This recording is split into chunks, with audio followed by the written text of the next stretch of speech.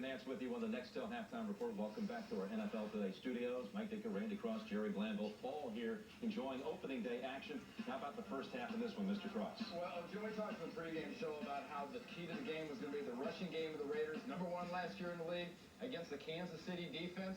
What do the Raiders do? They come out throwing the ball. Fourth play of the game, interception for a touchdown the other way. Emotionally, the Raiders look flat, and Kansas City and Dick Vermeil are pumped. All right, there are some big-time offenses struggling out there here in the opener, but not the case in the Colts-Jets game. Fireworks all over the place, including just seconds ago. Edgerrin James got the Colts out early with a couple of touchdowns. And then, Mike, this happened just a few moments ago. Peyton Manning. Great pump by Manning. He hits Peyton down the middle for a touchdown.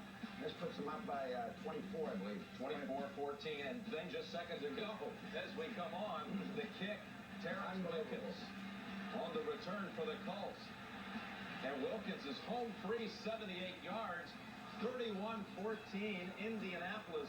First half, Edgerrin James, again, 95 yards rushing, 2 touchdowns. Colts spoiling so far the debut for head coach Herman Edwards of the Jets. Meanwhile, Patriots and the Bengals squared away at 10. They're on to the third quarter in that one, Jerry.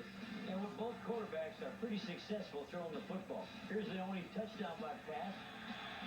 Bledsoe to Troy Brown, and Henry Dillon does the damage for the Bengals. Oh, he's running well. He's behind maybe the best blocking fullback right now.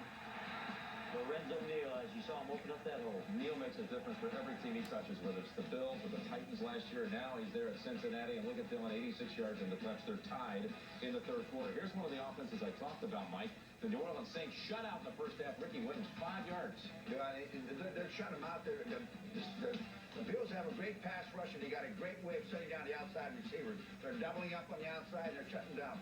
All right, Butch Davis taking over this season, head coach of the Cleveland Browns.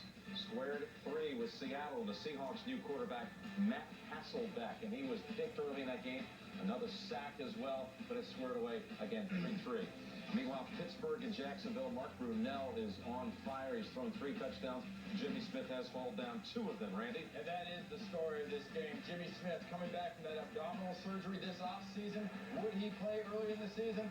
Boy, has he played so far early this season. He is really there for Mark Brunell. And notice the lack of the pass rush. This is a really patchwork offensive line for Jacksonville that is having a very good day so far against the Steelers. All right, how about the Chicago Bears holding the Ravens to only 37 yards in the first half? All the champs can handle is a field goal at the end of the half by a Stover. And how about Minnesota? Shut out at home. Moss, no catches in the first half.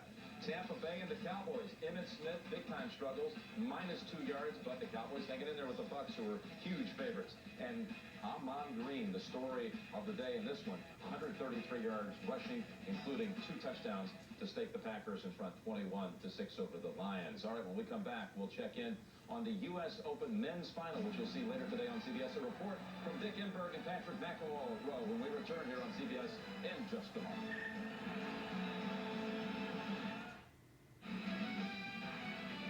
CBS Sports presents the Nextel Direct Connect Halftime Report.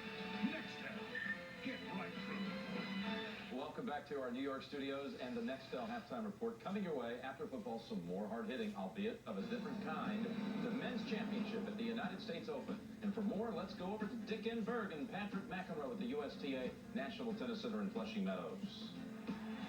It is the talk of the town.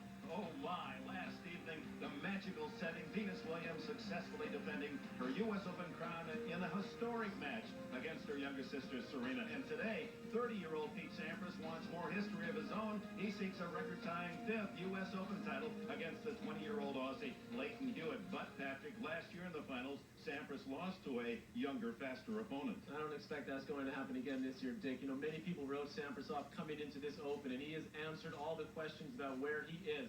First, he takes out Patrick Rafter, a guy who's won twice before. Then Andre Agassi, of course, who's won here twice before. And then yesterday, against that big Russian, in a rematch of last year's final, Sampras dominant again.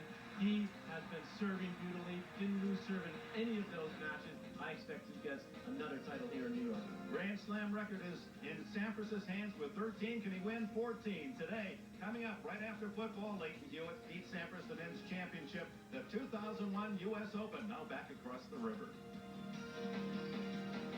Sampras Hewitt, Mike, who wins? Well, Sampras beat everybody he shouldn't have beat. I think he's going to win this thing. I'll make it so. simple. Youth will be served. Oh, come on. The young guy's going to win. I'm going with the old guy with the best serve. The best server winning at Sampras. Randy, I hate to tell you, you're all alone. I'm going to make it 3-1 Sampras, and that's exactly what it'll be. Sampras 3 sets to 1. That's later today on CBS, and the NFL will continue in just a moment.